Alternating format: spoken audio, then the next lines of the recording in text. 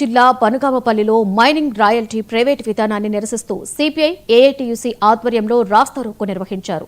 స్థానిక MRO office నుంచి petrol bunk కూడలి వరకు ర్యాలీ చేపట్టారు. ఈ సందర్భంగా సిపిఐ పార్టీ జిల్లా కార్యదర్శి రంగనాయుడు మాట్లాడుతూ ట్రాక్టర్కు 650 రూపాయలు ఉన్న రాయల్టీని ఇప్పుడు 2250 రూపాయలు చేశారని చెప్పారు. దీంతో నియోజకవర్గంలోని వేలాది మంది గని కార్మికులు పనిలేక రోడ్డును పడే పరిస్థితి వచ్చింది అన్నారు. మైనింగ్ రాయల్టీ ప్రైవేటు జీవోను రద్దు చేయాలని, లేకపోతే సిపిఐ ఏఐటియుసి ఆధ్వర్యంలో మైనింగ్ కార్యాలయాలను ముట్టడిస్తామని హెచ్చరించారు. బనగానపల్లి నియోజకవర్గంలో వేలాది మంది గని కార్మికులు ఇక్కడ జీవనం సాగిస్తూ ఉన్నారు.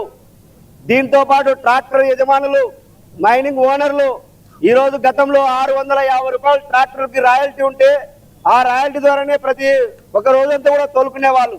అలాంటిది కూటమి ప్రభుత్వం ఒక ప్రైవేట్ సంస్థ సుధాకర్ ఇన్ఫ్రాస్ట్రక్చర్ ప్రైవేట్ లిమిటెడ్ కి ఇచ్చి ఆ సంస్థ ద్వారా ఈరోజు ఒక ట్రాక్టర్ కి 2250 రూపాయలు ఈరోజు ప్రతి 5 కిలోమీటర్ ఒకటి డబ్బా పెట్టి వసూలు చేయడం చాలా దుర్మార్గమైన చర్య. దీనివల్ల వేలాది మంది కార్మికులు ఈరోజు పని లేక ఉపాధి కోల్పోయే పరిస్థితి ఉంది. రాష్ట్ర రోడ్డు భవనాల శాఖ మంత్రి గతంలో కూడా ఆయన ప్రతిపక్షంలో ఉన్నప్పుడు దీని మీద నిరాహార దీక్ష కూడా చేయడం జరిగింది. ఈ నిరాహార దీక్షలు చేసినటువంటి ఆయన ఈ రోజు అధికారంలోకి వచ్చిన తర్వాత మీరెందుకు ఈ జీవో తీసుకొని వచ్చారో స్పష్టంగా చెప్పాల్సిన అవసరం ఉంది. నీ నియోజకవర్గంలో ఉన్నటువంటి 5 మండలాల్లో వేలాది మంది ఈ రోజు ఉపాధి లేక వలసపోయేటువంటి పరిశ్రమ ఉంది. ఆ రోజు మీరు ప్రతిపక్షంలో ఉన్నప్పుడు చెప్పిన మాటని ఈ రోజు అధికారంలోకి వచ్చిన తర్వాత ఎందుకు ఇవ్వడం జరిగింది?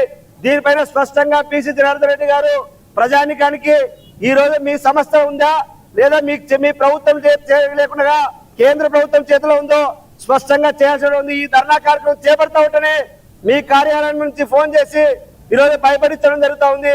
ఇది ఎంతవరకు కరెక్ట్ కాదు. మీరు భయపడించే బదులు ఈ జీవోని రద్దు చేయాలని మేము సిపిఐ ఏఐటిసిగా డిమాండ్ చేస్తా ఉన్నాం. ఈరోజు కరెంటు బిల్లులు విపరీతంగా పెంచారు. గతంలో 10,000 12,000 ఈరోజు మైన్స్ లో బిల్లులు వస్తే ఈ రోజు 25,000 రూపాయలు కరెంటు బిల్లు వస్తా ఉంది. ఇది ఎవరి ప్రయోజనం కోసం? మీరు వస్తే